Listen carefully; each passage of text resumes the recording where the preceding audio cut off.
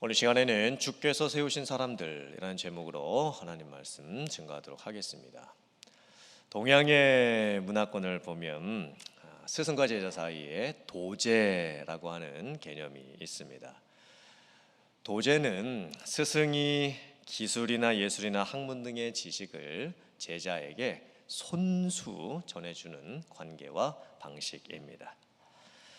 옛날 중국 무술 영화를 보면 거기에 가장 많이 나오는 단어가 있습니다. 무슨 단어일까요? 사부라고 하는 단어입니다. 사부라고 하는 이런 모습이 많이 나옵니다.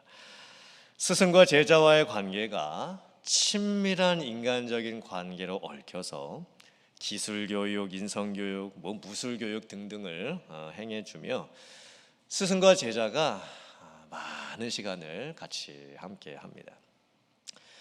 한국에서도 판소리 명창이 길러지는 과정을 보면 스승 한 명에 제자 한 명 혹은 두 명밖에 없습니다.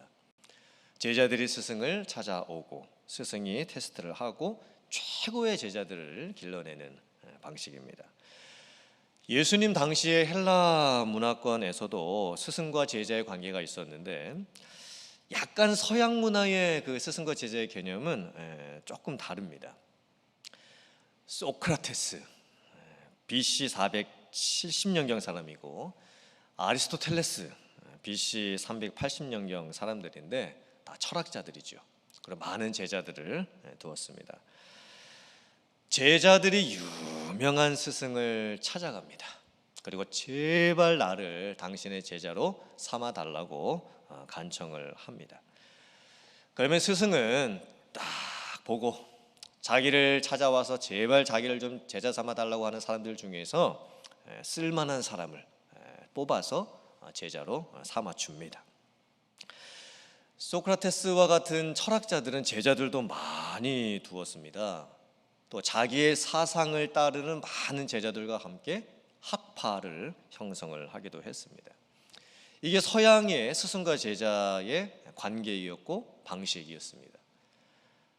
근데 오늘 본문 말씀을 보면 예수님께서 제자들을 세우시는데 특별히 12 제자를 세우시는 모습을 보면 세상의 방식과 많이 차이가 납니다. 많이 다릅니다. 과연 예수님께서는 어떤 방법으로 12 제자를 선택하셨을까요? 예수님께서는 12 제자들을 세우실 때 무엇을 기준으로 12 제자를 세우셨을까요? 그리고 예수님께서 12 제자에게 바라고 원하셨던 것은 무엇이었을까요? 무엇을 목적으로 12 제자를 세우셨던 것일까요? 함께 오늘 말씀을 통해서 은혜를 나누기를 원합니다. 첫 번째, 예수님의 사람 세우는 원리는 세 가지입니다. 부르심, 택하심, 기도입니다. 예수님께서는 제자를 삼으실 때 예수님께서 제자를 찾아가십니다. 예수님께서 제자들을 부르시고 택하시고 그들을 위해서 기도해 주십니다. 예수님의 제자들 중에서 그 어떤 사람도 자기가 예수님을 찾아와 가지고 제발 나를 제자 삼아 달라고 그렇게 해서 제자로 세워진 사람이 없습니다. 예수님이 그 제자를 부르십니다. 예수님이 그 제자를 택해 주십니다. 그리고 예수님이 그 제자를 위해서 그렇게 기도를 해 주십니다. 예수님께서 12 제자를 확정하시는 모습은 더 독특합니다. 예수님께서 처음부터 12명의 제자를 삼으신 것이 아니었습니다. 예수님께서 공생의 사역을 시작하시고 나서 약 1년 정도의, 어떻게 보면 1년이 꽤 긴 시간이죠. 1년의 시간이 흐르고 난 후에 12명의 제자를 이제 확정을 하십니다. 예수님께서 12명의 제자를 확정하시기까지의 상황을 보면 마태복음, 마가복음, 누가복음, 요한복음 전체 이 사복음서를 종합을 해봤을 때 크게 세 가지의 예수님께서 제자를 부르시는 사건이 나옵니다. 첫 번째 사건은 요한복음 1장에 나오는 사건인데 예수님께서 공생의 사역을 시작하시자마자, 그리고 장소는 예루살렘 근처입니다. 남쪽 지역이죠. 그리고 세례 요한이 세례를 베풀었던 요단강 근처에서 제자들을 부르십니다. 그때 몇 명의 제자를 부르셨냐면 5명. 5명의 제자를 부르십니다. 베드로, 안드레, 요한, 빌립과 나다나엘. 예수님께서 그때 5명의 제자를 부르시긴 하지만 이 제자들은 이제 예수님을 따라가기는 합니다. 하지만 자기 생활을 다 포기한 채 예수님을 전적으로 따라다니지는 않습니다. 그 사건이 있고 나서 이제 1년의 시간이 흘러갑니다. 마태복음 4장과 누가복음 5장 말씀을 보면 이제 장소가 바뀝니다. 이스라엘의 북쪽 지역이었던 갈릴리 지역에서 예수님께서 어부 생활을 하고 있었던 4명의 제자를 다시 부르십니다. 그 4명의 제자는 베드로, 안드레, 야고보, 요한입니다. 그러므로 그 4명의 제자 중에 3명, 베드로, 안드레, 요한은 1년 전에 이미 예수님을 한번 만난 적이 있었습니다. 그리고 예수님을 이렇게 좀 따라다닌 적도 있었습니다. 이제 이 4명의 제자를 예수님께서 부르실 때는 조금 더 특별한 방법으로 부르십니다. 예수님께서 말씀하십니다. 나를 따라오라. 내가 너희로 하여금 사람을 낚는 어부가 되게 하겠다. 그때 4명의 제자들은 그물을 씻고 있다가 그 그물 버려두고 그리고 자기의 생업이었던 배도 버려두고 예수님을 즉시로 따라가게 됩니다. 그리고 예수님을 항상 따르는 제자가 됩니다. 그리고 나서 예수님께서 세리였던 마태도 부르십니다. 마태가 자기 직업 세리의 일을 하고 있었습니다. 그런데 예수님께서 그 일하고 있는 그 마태를 찾아가셔가지고 나를 따르라 이렇게 말씀을 하십니다. 그랬더니 마태가 또 일하던 것을 다 멈추고 직장 그만 다 하던 일을 멈추고 예수님을 따라 나섭니다. 예수님이 제자들을 부르시는 방법도 참 급진적이죠. 다른 말씀 안 하십니다. 그냥 나를 따르라 이 말씀만 하십니다. 제자들이 예수님을 따라 나서는 방식도 참 급진적입니다. 따르라 하시니 그냥 모든 것을 놓고 순종하고 따라갑니다. 마치 모든 것이 다 미리 그렇게 되기로 계획이 되어 있었던 것처럼 부르심과 순종이 이어지게 됩니다. 그리고 나서 이제 누가복음 6장을 오면 예수님께서 12명의 제자를 이제 확정을 하십니다. 오늘 12명의 제자를 부르시는 그 모습 중에서 가장 독특한 모습이 부르사 택하여 기도하시더라. 이 세 모습입니다. 부르사 택하여 기도하시더라. 12명의 제자가 어떻게 제자가 되는 겁니까? 예수님의 부름을 받고 예수님의 택하심을 받고 예수님을 믿으면 제자가 되는 겁니다.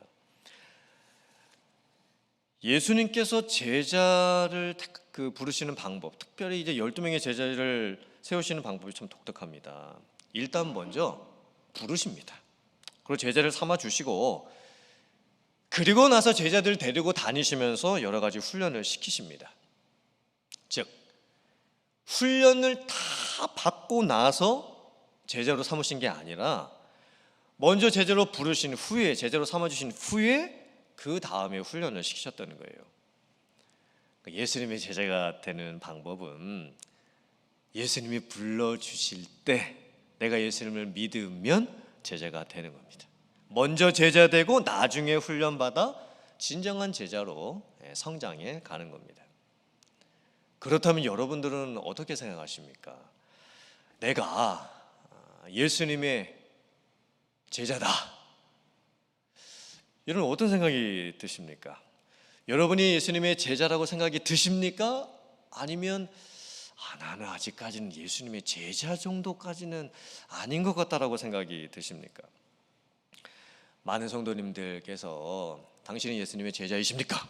이렇게 여쭤보면 아직 저는 예수님의 제자는 아니라고 이렇게 대답하시는 분들이 많습니다. 왜 그러냐면 성도와 제자를 분리시켜 놓기 때문입니다. 나처럼 평범하게 교회를 다니고 신앙생활 하는 사람들은 그냥 성도이고 제자 정도 되려면 뭔가 특별한 훈련을 받아야 되고 특별한 체험도 해야 되고 남들이 하지 아니하는 특별한 봉사와 섬김을 해야만 제자라고 생각을 합니다. 하지만 그렇지 않습니다. 예수님의 제자는 언제가 되는 것이냐면 예수님의 부름 받고 예수님을 믿을 때 제자가 됩니다. 제자 되고 나서 그 다음에 제자답게 사는 법을 훈련을 통해서 배우게 되는 겁니다.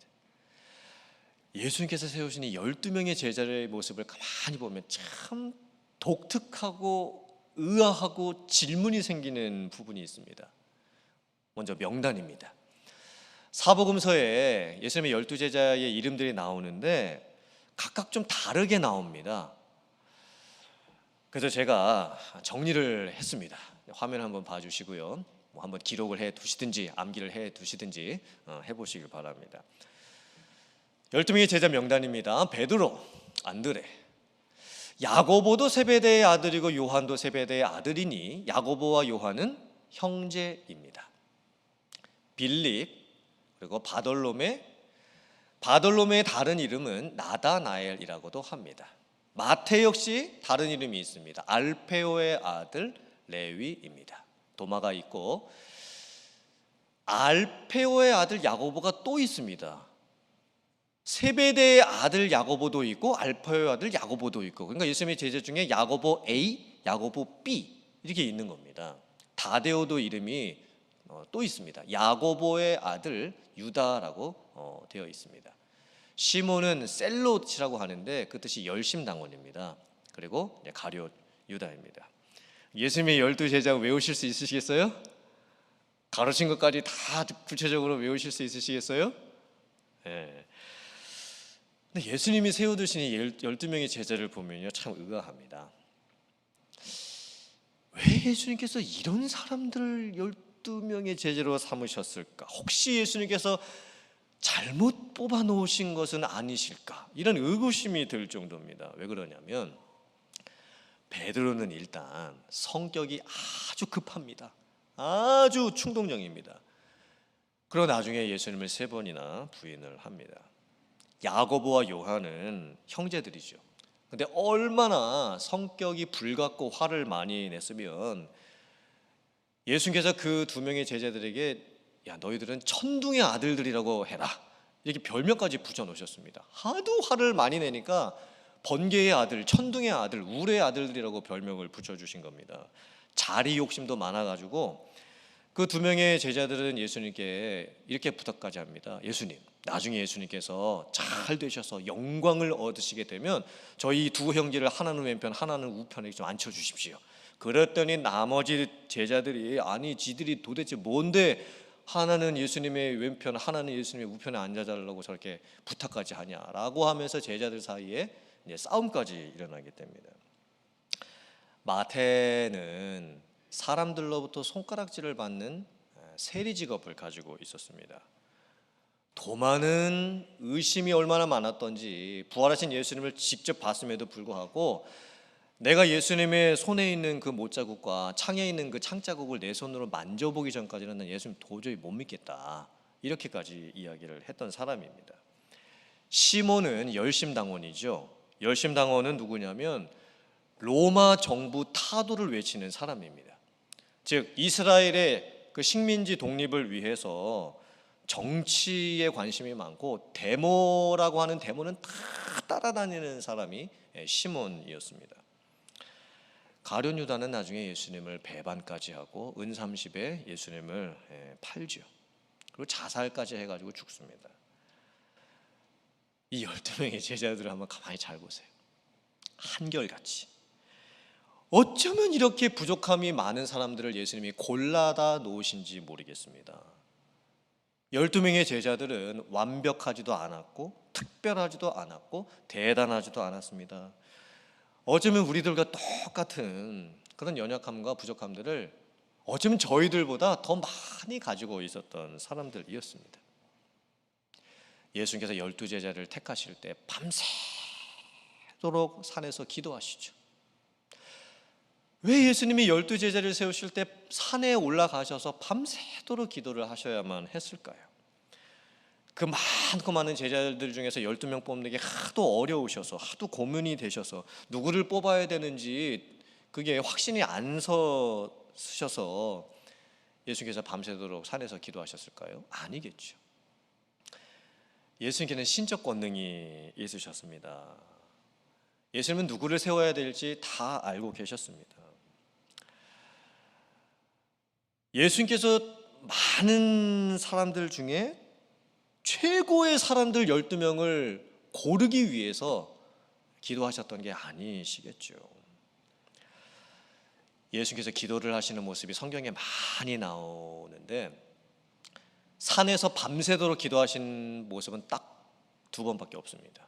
12명의 제자 세울 때 하고 십자가에서 죽으시기 전날 겟세마네에서 기도하실 때입니다. 그러므로 12제자를 세우는 일과 십자가에서 죽으시기 전날 겟세마네에서 기도하셨던 것이 공통점이 있는 겁니다. 뭐가 공통된 것일까요? 그것은 바로 하나님의 뜻에 순종하시는 모습입니다. 예수님의 12제자 안에는 장차 예수님을 배반하고 은삼십에 예수님을 팔아버리는 가룟 유다까지 포함이 되어 있었습니다. 결국 자기를 배반하고 자기를 팔아버릴 가룟 유다를 예수님의 12제자 안에 이걸 포함시키고 그 가룟 유다까지 제자로 삼는 것은 정말 쉬운 일이 아니었습니다.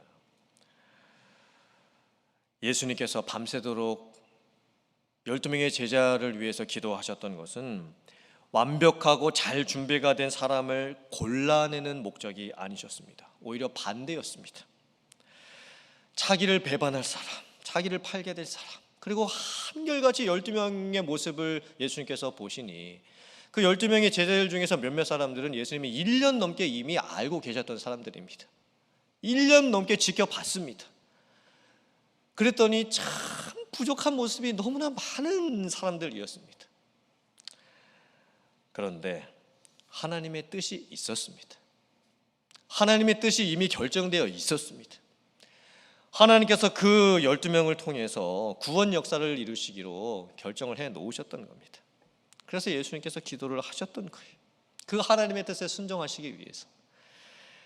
만약에 예수님께서 제자의 조건을 잘남, 특출함, 뛰어남, 대단함을 보시고 예수님의 제자를 부르시고 택하신다면 우리들 중에서 예수님의 제자가 될 수 있는 사람이 누가 있겠습니까? 내가 나의 부족함을 잘 알고 있는데, 내가 나를 봐도 참 부족함이 많은데, 그리고 옆에 계신 분들 이렇게 제가 봐도, 같이 봐도 참 저분은 이게 부족해 보이고 저분은 저렇게 또 부족해 보이는 게 제 눈에도 보이는데, 만약에 그런 조건들을 보시고 예수님이 제자로 부르신다면 우리들 중에 누가 제자가 될 수가 있겠으며 이분이 정말 제자될 자격이 있겠습니다라고 누구를 추천을 할 수가 있겠습니까? 아무도 추천을 못합니다. 교회에서 일꾼 세우는 것도 마찬가지죠. 잘하는 사람, 특별한 사람, 헌신된 사람을 고르고 골라서 교회 일꾼 세우는 게 아닙니다. 교회의 일꾼을 세울 때 가장 중요한 것은 하나님의 뜻에 순종할 수 있는 사람을 세우는 겁니다. 그리고 모든 성도님들이 같이 그 목적을 위해서 기도하는 겁니다. 하나님, 교회의 일꾼이 세워질 때 세워지는 그분들도 하나님의 뜻에 순종할 줄 아는 분들이 세워지게 하시고, 세워야 하는 우리들도 하나님의 뜻에 순종할 수 있게 해주시옵소서. 그리고 기도하는 거죠. 온 교회가 기도를 하는 겁니다. 예수님께서 밤새도록 기도하셨던 것처럼 하나님이 누구를 세우실지를 모르니 온 성도들이 한마음 되어서 기도를 하는 겁니다. 그때 하나님이 세우시는 일꾼들이 세워집니다. 그리고 그 일꾼들은 하나님의 뜻에 순종하는 법을 배우는 사람들이 됩니다. 그리고 주님을 섬기듯 교회를 섬기게 되겠죠. 이런 분들이 여러분들이 되시기를 바라고, 그런 분들을 세울 수 있는 여러분들이 되시기를 바라고, 그리고 정말 기도로 세워지는 주님의 일꾼들이 세워질 수 있는 우리 교회가 될 수 있기를 주님의 이름으로 축원합니다. 아멘. 두 번째, 예수님께서 사람 세우시는 목적이 있습니다. 보내셔서 하나님의 나라를 이루시는 겁니다. 예수님께서 12제자를 세우셨을 때 특별히 그들에게는 사도라고 하는 독특한 호칭을 주십니다. 특별히 누가복음하고 사도행전에는 예수님의 12제자를 사도라고 표현을 많이 해놨습니다. 사도가 누구일까요? 사도는 보냄을 받은 사람들이라는 뜻입니다. 대사가 누구죠? 나라의 보냄을 받아서 다른 나라에 가서 그 나라를 대표해서 일을 하는 분들이 대사입니다. 사도는 예수님으로부터 보냄을 받아서 세상에 보냄을 받아 가서 그 세상에 하나님의 나라를 이루는 사명을 받은 사람들입니다. 예수님께서 기도를 마치시고 그 12명을 이제 세우시고 땅에 내려오시니 참 많은 사람들이 예수님 앞으로 몰려들었습니다. 말씀을 듣기 위해서 왔던 사람들도 있었고 병고침을 받으려고 왔던 사람들도 있었고 수많은 사람들이 예수님 곁에 있었습니다. 그 사람들은 유대와 예루살렘뿐만이 아니라 심지어 이방 지역이었던 두로와 시돈이라고 하는 저기 멀리 떨어져 있었던 해안 지역에서부터 온 사람들도 있었습니다. 그 많고 많은 사람들이 예수님 주변으로 몰려왔는데 그 중에는 귀신 들려 있는 사람들도 많이 있었습니다. 그래서 다 예수님을 만지려고 합니다. 왜냐하면 능력이 예수님으로부터 나옴을 알고 혹시 나도 고침을 받을 수 있지 않을까 하는 그런 마음으로 예수님 앞에 나갑니다. 산 밑의 현실을 잘 한번 보세요. 이 땅의 현실을 한번 잘 보세요. 우리가 살고 있는 내 주변의 이 모습을 한번 잘 보세요. 병든 사람들, 가난한 사람들, 답답한 사람들, 외로운 사람들, 피곤한 사람들, 지친 사람들, 도움이 필요한 사람들, 무엇보다 죄로 인해서 하나님과의 관계가 끊어져서 구원이 필요한 사람들이 너무 많습니다. 예수님께서 12제자를 세우시고 그들을 사도로 보내신 이유가 있었습니다. 그들에게 가라고, 그들을 찾아가서 좀 만나주라고, 그들의 이야기를 좀 들어주고 그들을 도와주고 말씀으로 그들을 위로해주고 기도해주고 복음의 그 생명으로 그 사람들을 좀 구원해내라고, 그렇게 예수님께서 12제자를 세우시고 사도로 보내셨던 거예요. 마가복음 3장 14절부터 15절 말씀 같이 봉독합니다. 시작. 이에 12를 세우셨으니 이는 자기와 함께 있게 하시고 또 보내사 전도도 하며 귀신을 내쫓는 권능도 가지게 하려 하심이러라. 예수님께서 12제자를 세우신 목적은 일단 부르셔서 자기와 함께 있게 하는 것이 목적이었습니다. 하지만 그들을 다시 보내셔서 세상에 그들을 가게 하시고 그 세상에 있는 여러 가지 힘든 일을 당하고 있는 사람들, 그 사람들을 도와주고 섬기게 하심이 목적이었습니다. 귀신 쫓아내는 권능을 왜 주셨을까요? 그 당시에 귀신이 들렸다라고 하는 것은 단순한 병이 아니라 죄의 권세에 눌려 있는 겁니다. 사단의 권세에 눌려 있는 겁니다. 근데 예수님께서 12제자에게 권능을 주세요. 귀신을 내쫓는 권능을 허락해 주십니다. 하나님의 나라가 임했다라고 하는, 주변에 있는 사람들이 귀신 떠나가는 것을 보면서 도저히 거부할 수 없는, 부정할 수 없는 하나님의 나라가 임하는 표적을 12제자를 통해서 보여주시기 위함이었던 거예요. 요한복음 14장 12절 말씀 같이 한번 봉독해 보겠습니다. 시작. 내가 진실로 진실로 너희에게 이르노니 나를 믿는 자는 내가 하는 일을 그도 할 것이요 또한 그보다 큰 일도 하리니 이는 내가 아버지께로 감이라. 예수님을 믿는 사람들이 예수님이 하시는 일도 할 뿐만 아니라 어떤 경우에는 예수님이 하셨던 일보다 더 큰 일을 할 수 있다라는 말이 이게 무슨 뜻일까요? 이제 은사주의자들은 이 말씀을 해석을 하면서 예수님의 제자들이 귀신도 쫓아내고 병든 사람도 고치고 예언도 말하고 기도할 때 이렇게 훅 하면 사람들이 막 옆으로 막 쓰러지게 되는, 예수님이 못하셨던 더 큰 일도 하게 되는 일들이 생길 수 있다. 오늘날 우리들도 예수님이 하셨던 일들보다 더 큰 기적과 능력, 표적들, 이런 것들을 보여줄 수 있다. 이런 이제 해석을 하는 분들이 있습니다. 하지만 오늘 말씀은 그런 뜻이 아닙니다. 자, 예수님을 믿는 사람들이 예수님이 하신 일도 할 뿐만이 아니라 예수님보다 더 큰 일을 할 수 있다는 것은, 잘 들으세요, 힘의 능력 차이를 말씀하는 게 아니라 힘의 범위 차이를 말씀을 하시는 거예요. 즉, 예수님이 가진 그 힘의 능력보다 우리가 더 큰 능력으로 뭔 일을 하는 게 아니라 예수님이 하셨던 그 힘의 범위, 그 범위보다 우리가 더 큰 범위의 일을 하게 된다는 뜻입니다. 예수님께서 복음 전하시고 때로는 병도 고치시기는 했지만 그 범위는 예루살렘 아니면 유대 지역 혹은 그 주변에 있는 이방 지역에 한정되어 있었습니다. 하지만 12 제자들은 사도가 됩니다. 보냄을 받습니다. 이제 사마리아를 넘어갑니다. 그리고 이제 세상 땅끝까지 가서 복음을 전하고 구원을 이루는 사람들이 됩니다. 이건 예수님도 하시지 못했던 사역입니다.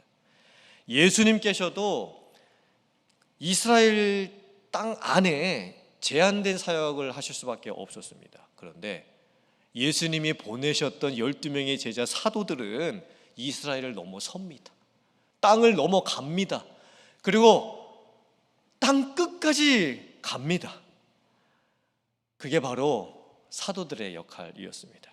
예수님께서 12 제자를 세우시면서 사도들에게 기도하셨던 게 뭐냐면 하나님의 나라, 그 하나님의 나라를 온 세상 열방 가운데 나타내고 보여주고 임하게 하는 것이었습니다. 그리고 예수님께서 그런 제자들에게 기대하셨던 삶의 모습이 있었습니다. 누가복음 6장 20절부터 23절까지의 말씀 같이 봉독하겠습니다. 시작. 예수께서 눈을 들어 제자들을 보시고 이르시되 너희 가난한 자는 복이 있나니 하나님의 나라가 너희 것이며 지금 줄인 자는 복이 있나니 너희가 배부름을 얻을 것이며 지금 우는 자는 복이 있나니 너희가 웃을 것이며 인자로 말미암아 사람들이 너희를 미워하며 멀리하고 욕하고 너희 이름을 악하다 하여 버릴 때에는 너희에게 복이 있도다. 그날에 기뻐하고 뛰놀라 하늘에서 너희 상이 큼이라. 그들의 조상들이 선지자들에게 이와 같이 하였느니라.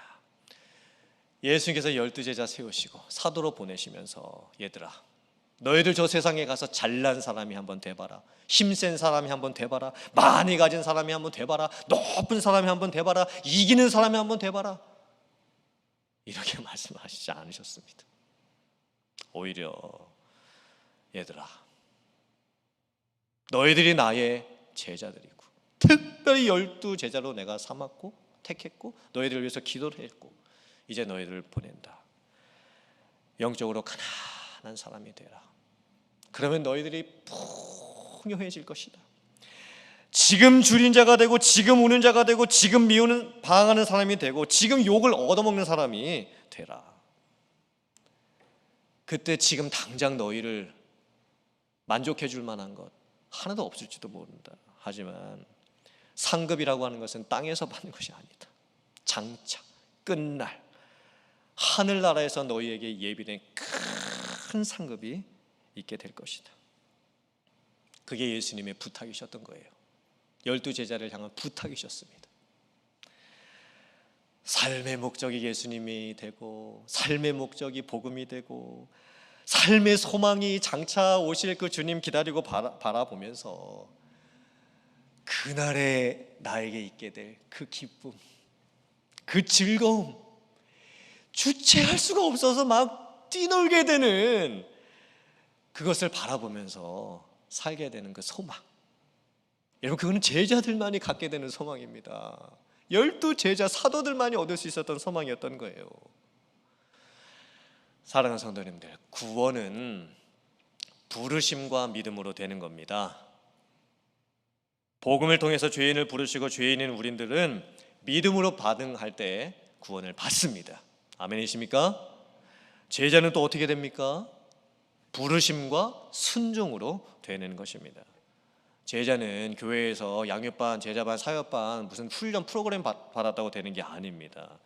이미 예수님을 믿는 순간 우리는 예수님의 제자가 되었습니다.